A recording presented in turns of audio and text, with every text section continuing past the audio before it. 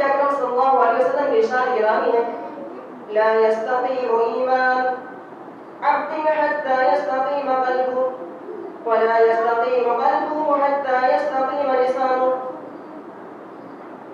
کسی بندے کا ایمان مستقیم نہیں ہو سکتا، کسی بندے کا ایمان مستقیم نہیں ہو سکتا جب تک اس کا دل مستقیم نہ ہو، اور اس کا دل مستقیم نہیں ہو سکتا جب تک اس کی زبان مستقیم نہ ہو.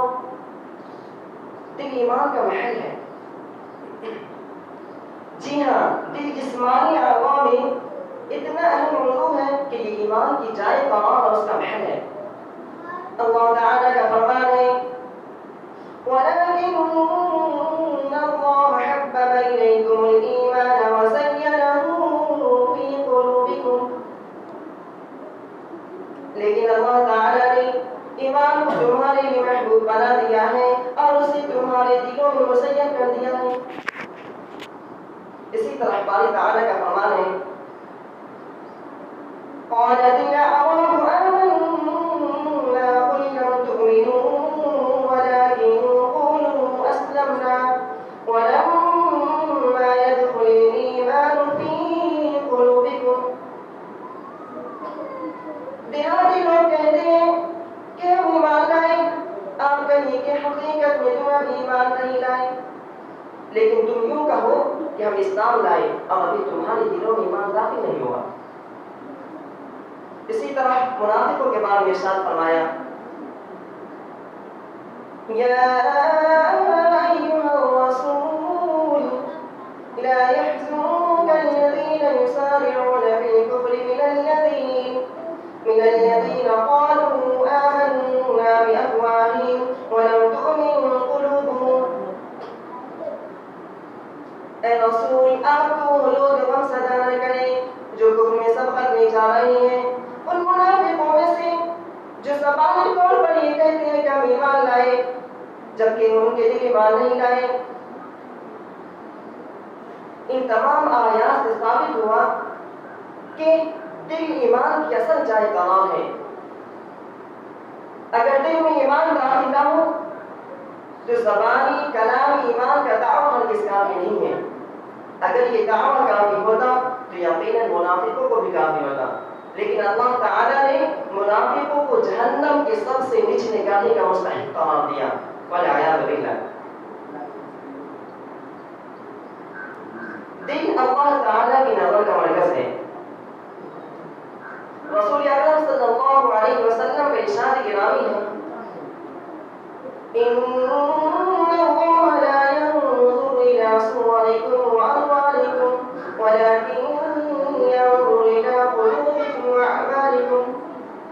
بے شک اللہ تعالیٰ تمہاری شکلوں، تمہاری صورتوں، تمہارے مالوں کی طرف نہیں دیکھتا، بلکہ وہ تمہارے دلوں اور تمہارے اعمال کی طرف دیکھتا ہے.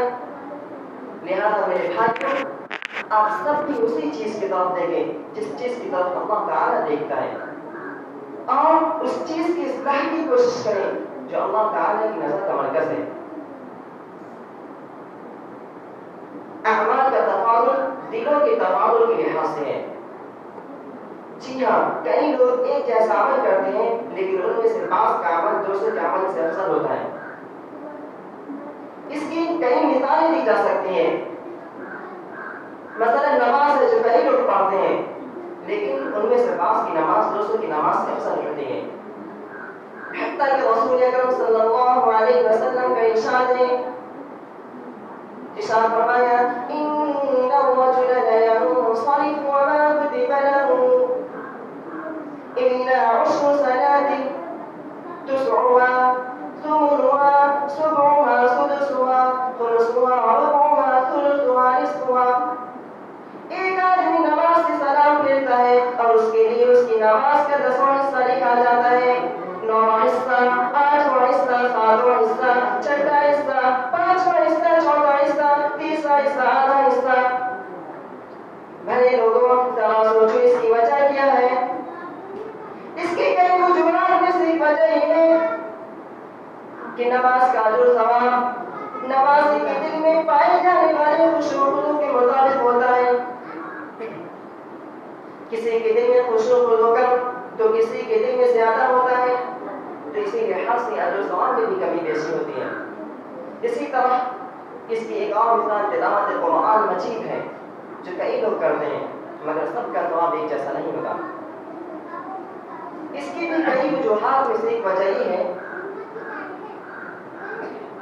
کہ کوئی شخص صرف قرآنی الفاظ کو اپنی زبان سے دہراتا ہے اور کوئی اس کے ساتھ ساتھ اس کے معانی پر غور و فکر، اس کے مطالب میں تدبر بھی کرتا ہے، لہذا دونوں کے اجر و ثواب میں جو تفاضل ہے وہ دل کی حالت پر مبنی ہے کہ اس میں کتنا تدبر پایا جاتا ہے، پھر نتیجے کے لحاظ سے بھی تفاضل پایا جاتا ہے، یعنی تدبر اور غور و فکر کے ساتھ تلاوت کرنے والے شخص کا دل بھی متاثر ہوتا ہے، جبکہ صرف الفاظ کی تلاوت کرنے والے شخص کا دل اس کی تاثیر سے عاری رہتا ہے۔ اسی طرح